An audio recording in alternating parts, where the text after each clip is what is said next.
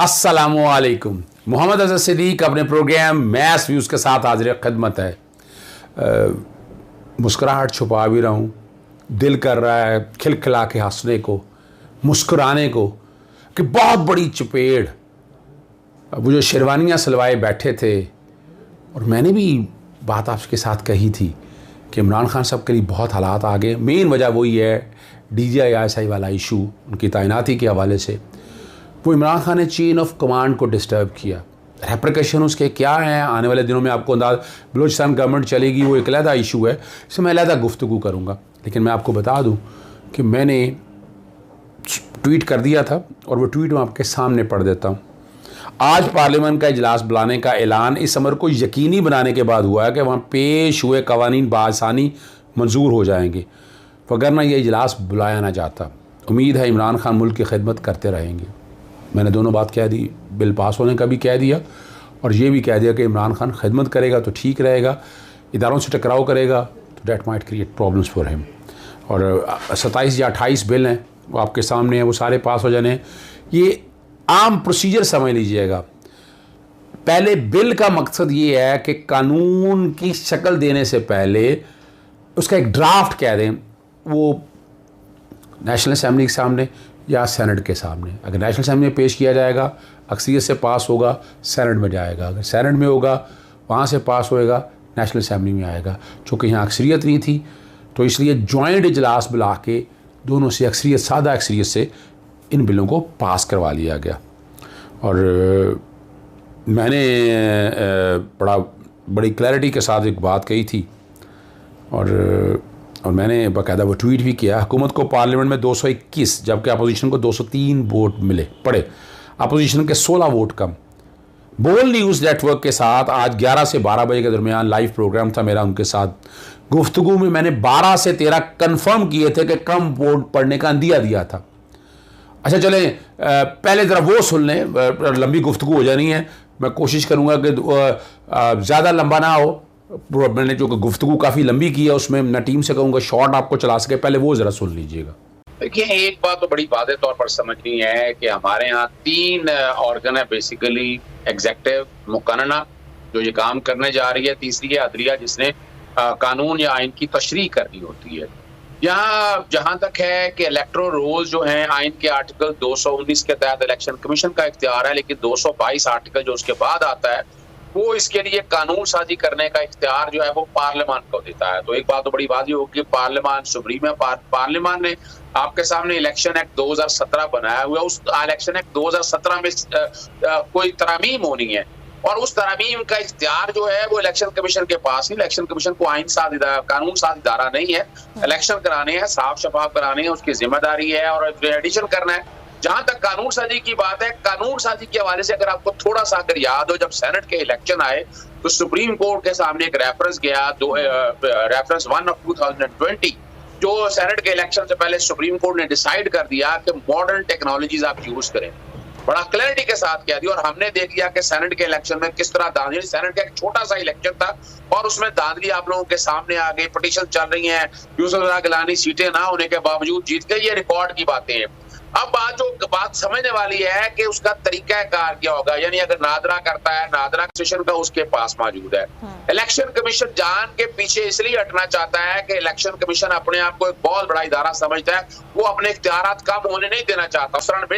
जहां तक मेंबर्स और चीफ इलेक्शन कमीशन ये तो आजकल आए हैं, वहां जो स्टाफ नीचे बैठा हुआ है बुनियादी तौर पर उस स्टाफ के लिए वो स्टाफ अपने इख्तियारात कम नहीं करना चाहता। वो नहीं चाहता कि हम मिसाल के तौर पर अगर प्रोटेस्ट ही करना है, पहले कानून साजी बनाने का इख्तियार पार्लियामान के पास है। पार्लियामान पहले कानून साजी बनाए, अब उस कानून साजी के बाद जो आगे है वो रूल्स बन सकते हैं कि वोटिंग कैसे होनी है, जहाँ उम्र रसीदा लोग होंगे, आप चलाना चाहते हैं। मिसाल हमारे बाहर के जब इलेक्शन होते हैं वो भी EVM के तर्ज पे होते हैं। हम जाते हैं, इलेक्ट्रॉनिकल वोट कास्ट करते हैं, लेकिन साथ एक पर्ची भी निकलती है। उस पर्ची को हम अलहदा डालते हैं, यानी अलहदा एक कैबिन बॉक्स में डालते हैं। वो बैठकर अगर किसी को इतराज होगा तो कल वो वोट जो है ना वो बाकायदा उस तरह गिने भी जा सकते हैं, मैनुअली भी गिने जा सकते हैं। तो यहाँ ये जो हम इलेक्शन कमीशन जो बिला वजह के एतराज़ात, यकीनन उनके पास एतराज़ात होंगे।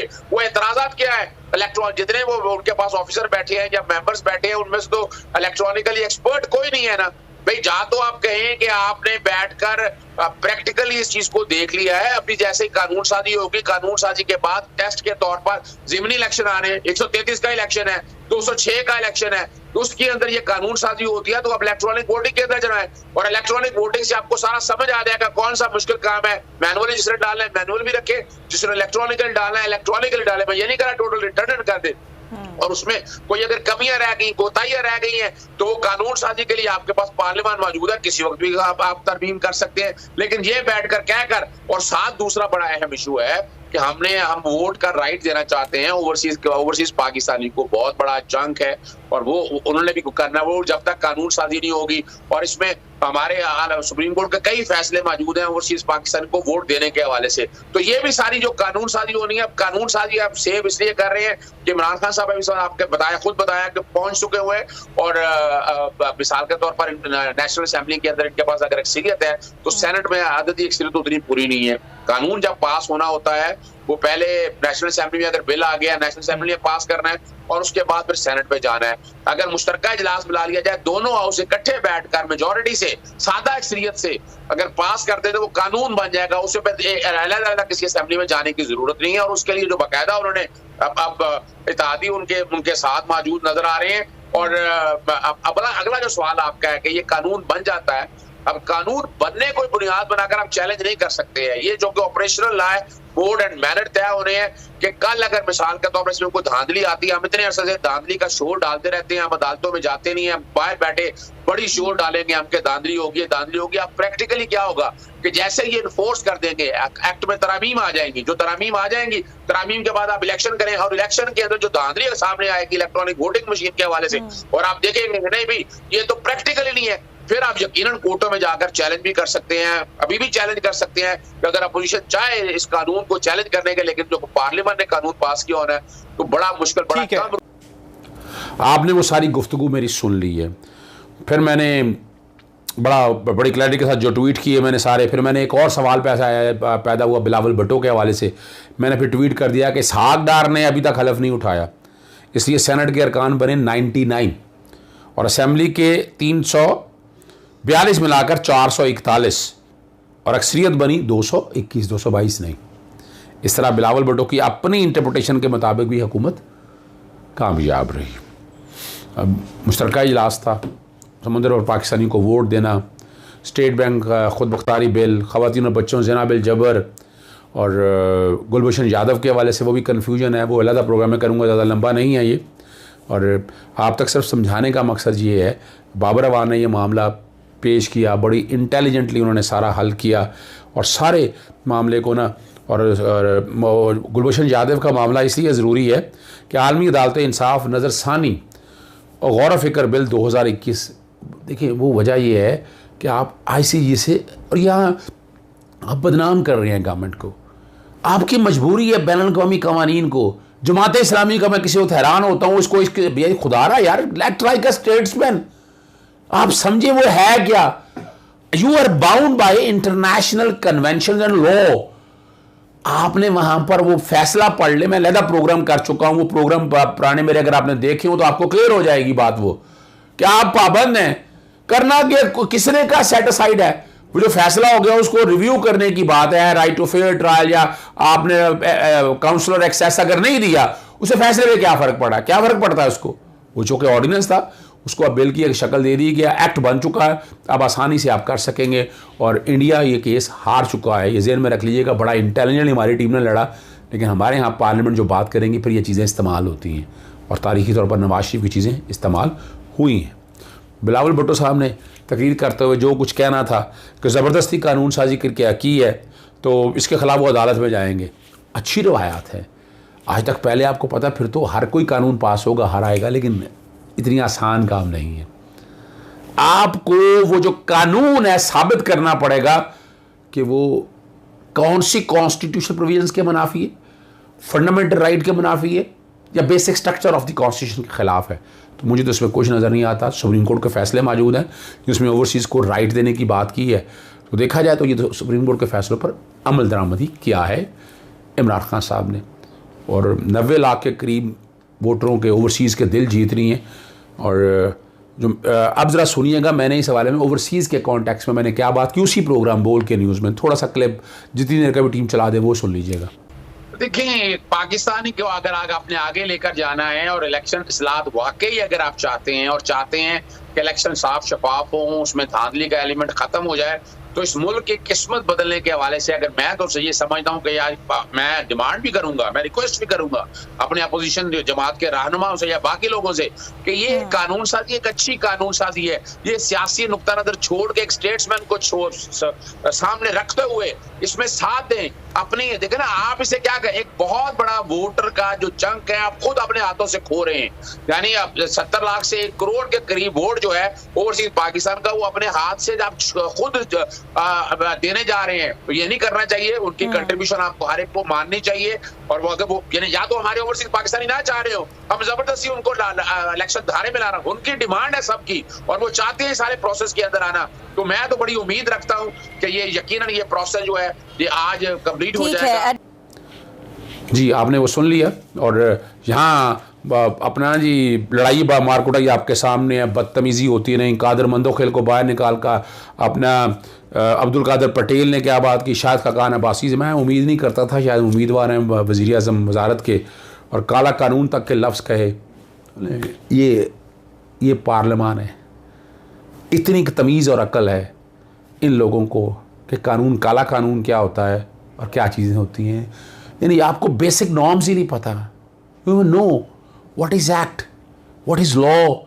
वो नहीं तो मैं पहले भी बार बार कह चुका हूँ, आईने पाकिस्तान उर्दू में, हिंदी में, फ़ारसी में, अरबी में इनको पढ़ाएं कवानीन। इनको ये भी चाहिए था, इमरान खान की कमज़ोरी है, उर्दू में बांट देते इन सबको ताकि इनकी ज़ुबानें बंद हो जाती। अपनी हैसियत कोई नहीं है, जो लीडर ने कह दिया वो लीडर के पीछे चल जाते हैं। और शहबाज शरीफ जो भी खिताब करते हुए और यहाँ लेकिन शाह महमूद कुछ अच्छा खिताब किया। उन्होंने कहा कि 1970 में के बाद कोई ऐसा इंतखाब नहीं है जहाँ आप पे इस तरह की बातें ना होती हैं। इन एनी वे, कॉन्ग्रेचुलेशंस, पूरी कौम को मुबारक हो। और मैं समझता हूँ बहुत ज़बरदस्त काम हुआ है, तारीख़ी तौर पर यह काम याद रखा जाएगा। ओवरसीज़ पाकिस्तान को एक बार और बता दूँ आपको, अभी आप इलेक्शन नहीं लड़ सकते। आर्टिकल 63(1)(c याद रखिएगा। ड्यूल नेशनलिटी आईने पाकिस्तान में इसकी तरमीम 2/3 उसके अलावा हो नहीं सकती है। याद है कि तफसीली बात मैं करूँगा। बाकी जितने भी बिल हैं वो सारे आपके सामने आप आसानी से समझ सकते हैं। प्रोग्राम चूँकि ज़्यादा लंबा इस हिस्सा होगा, लेकिन एवन फील्ड में मैंने ज़रूर बात करनी है। साकिब निसार साहब के ऊपर फिर वो इल्ज़ामात की बौछार करने की कोशिश की मरीम नवाज़ ने। इनको तो शर्म आती नहीं है, पता नहीं तमीज़ नहीं सिखाई, कोई तालीम नहीं दी इसको। सोच का आलम ये मरीम नवाज़ का देख के मुझे बड़ी हैरानगी होती है और दुख होता है इस बात के लिए कि आप पॉपुलर स्लोगन को सामने रखते हुए आप अपने इदारों को इस तरह बेतौकीर करने की बातें कर रहे हैं। और दूसरा किरदार आपका ये सामने जो नोटरी पब्लिक आप लेके बैठे हैं ना, उसका बहुत जल्दी आपको एक ब्रेकिंग खबर आपको आ जाएगी कि वो नोटरी पब्लिक, अच्छा चलें इसको छोड़ें, नवाज़ शरीफ और राना शमीम की जो मुलाकातें हैं वो सारी सामने आ जाएंगी। राना शमीम कब मिला है वो भी सारा कुछ आपके सामने आ जाएगा। और नोटरी पब्लिक ने जो कुछ बातें सारी कही हैं वो आपके सामने सब सच आ जाएगा। कोई मुश्किल काम नहीं है, कोई मुश्किल काम नहीं है, आसानी से आप चीज़ें समझ जाएंगे। आज जस्टिस आमिर फ़ारूक और मोहसिन अख्तर कियानी के सामने और इरफान कादर को कहा जहाँ से वहीं से करें। उन्होंने कहा जो मुझसे मनसूब जो दलाइल लिखे गए उसमें दुरुस्तगी कर लें। आगे पाके ऑर्डर में आपने को गलत लिख दिया। जो मरीम की नमाज़ की नई दरख्वास्त थी उन्हें मेरे दलाइल तस्वर किया जाए। ये उनका कहना है कि जो दरख्वास्त उन्होंने दी थी वो नए दलाइल हैं। और जो बिल आज पेश हो रहे हैं उनकी कापियाँ आप तमाम मेंबरान को भिजवा दिए गए, ठीक है ना जी। ये उनका कहना है अगर आर्डर में कुछ गलती है तो हम उसकी तस्हीह कर देंगे। ये जस्टिस आमिर फ़ारूक ने देखा बड़ा क्लैरिटी के साथ। और मैंने कहा था कि मेरी दरख्वास्त के मतन को मेरे दलाइल का हिस्सा समझा जाए, मेरे दलाइल दरख्वास्त से हटकर नहीं थे। अब वो दरख्वास्त तो रिकॉर्ड पे है, अगर ना भी लिखा तो फ़र्क कोई नहीं पड़ता। अब ये जो कोई प्रेशर रहा, एजेंडा उनका वही है मरीम नवाज़ साहिबा का। आप चलें, मैं इरफान का सबसे तवक्को नहीं रखता था, बहरहाल चलें, उन्होंने कहा। मैंने सबूत की बात की थी कि कोई डॉक्यूमेंट ऐसा नहीं है जो मलकियत साबित करे। ऑर्डर लिखवाते उस वक्त अंग्रेज़ी के कुछ अल्फाज आगे पीछे हो सकते हैं, जैसे आमिर फ़ारूक के रिमार्क्स हैं। गलत अंग्रेज़ी पर माजरत, हम जानबूझकर कोई गलती नहीं करते। अभी केस चल रहा है, जो चीज़ें आप निकालना चाहते हैं वो हम निकाल देंगे। मेरे मोकल ने जब ऑर्डर पड़ा तो समझा कि इरफान कादर ने सब कुछ मुकम्मल कर लिया, कोई रास्ता मुकम्मल नहीं हुआ। दलाइल दें आप, 10 दिन में या 1 माह में। अभी नैब के दलाइल के बाद आपने जो भी अभी दलाइल देने हैं वो हम सुन लेंगे आपके लिए, यानी दलाइल जो भी आप चाहते हैं वो बोलना चाहें, खुल के बात करें। मैं आपका कंसर्न समझता हूँ, ऐसा कुछ नहीं है, आप बहस करनी है या नहीं, इसको आगे लेकर चलते हैं।